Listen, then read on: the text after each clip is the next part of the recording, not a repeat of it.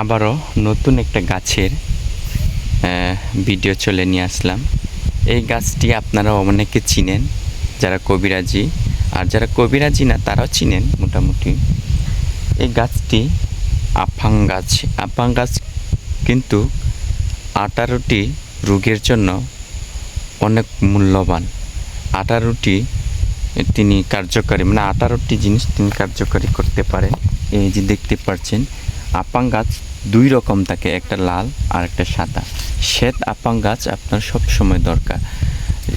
এই গাছের শিকড় আপনার জন্ডিস, তারপরে আপনার হাই প্রেশার, লো প্রেশার থেকে শুরু, কোমরের ব্যথা, তারপরে আপনার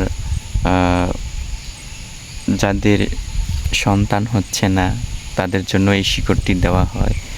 যাদের সন্তান ধারণ হচ্ছে না তাদের জন্য দেওয়া হয়। নারীদের যে সাদা স্রাব, এগুলো দেওয়া হয়। এই আপাং গাছ কিন্তু সাদা, এটা দেখেন আমাদের এখানে অনেক আছে, এদিকে অনেকগুলো গাছ আছে, অনেকগুলো এখানে ওষুধে গাছ আছে। যারা চিনেন তারা চিনেন, আর যারা চিনেন না তারা চিনেন না। এটা 18টি গুণ আছে এই আপাং গাছে। শ্বেত আপাং গাছ বলে, সাদা আপাং গাছ। 18টি গুণ আছে। প্রত্যেকটি আমি একটি করে, আমার কাছে এগুলো আসে, আমি আপনাদেরকে, আপনারা আমার রামসিং ডি সাংমা ইউটিউব চ্যানেলে দেখবেন। আমি আমার গুরুর বিদ্যা, অভিজ্ঞতা এবং মানুষকে আমি দিয়ে থাকি। এগুলো যে গাছগুলো উপকার পায় মানুষ নিয়ে খেয়ে, সেগুলো আপনাদের সাথে শেয়ার করে থাকি।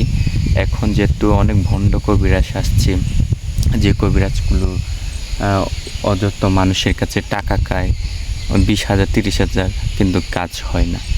সেটার জন্য আপনারা ছোট ছোট কাজে আপনারা নিজেরাই করতে পারবেন। কিন্তু এই আপাং গাছ তোলার একটা নিয়ম আছে। অমাবস্যা নক্ষত্র 3 দিন বা 4 দিন, অমাবস্যা শেষ হওয়ার পরেও কিন্তু নক্ষত্র দিন থাকে, 3 দিন বা 2 দিন বা 1 দিন, এই সময় তুলতে হয়।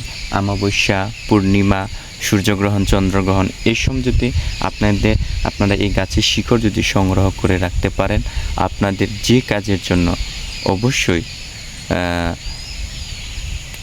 লাগবে, আপনারা যে যার জন্য, যে রোগের জন্য দিবেন, সে অবশ্যই 100% আপনাদের জন্য অবশ্যই লাগবে। দেখে রাখেন আপাং গাছের এই পাতা কিন্তু গোল হয়, আর এটা কিন্তু শ্বেত আপাং গাছ, সাদা আর কি। ভালো থাকবেন ও সুস্থ থাকবেন। আমার ইউটিউব চ্যানেলে আপনাদেরকে স্বাগতম রইল। আপনারা নতুন নতুন ভিডিও পাওয়ার জন্য আমার ইউটিউব চ্যানেলকে লাইক কমেন্ট করে যাবেন।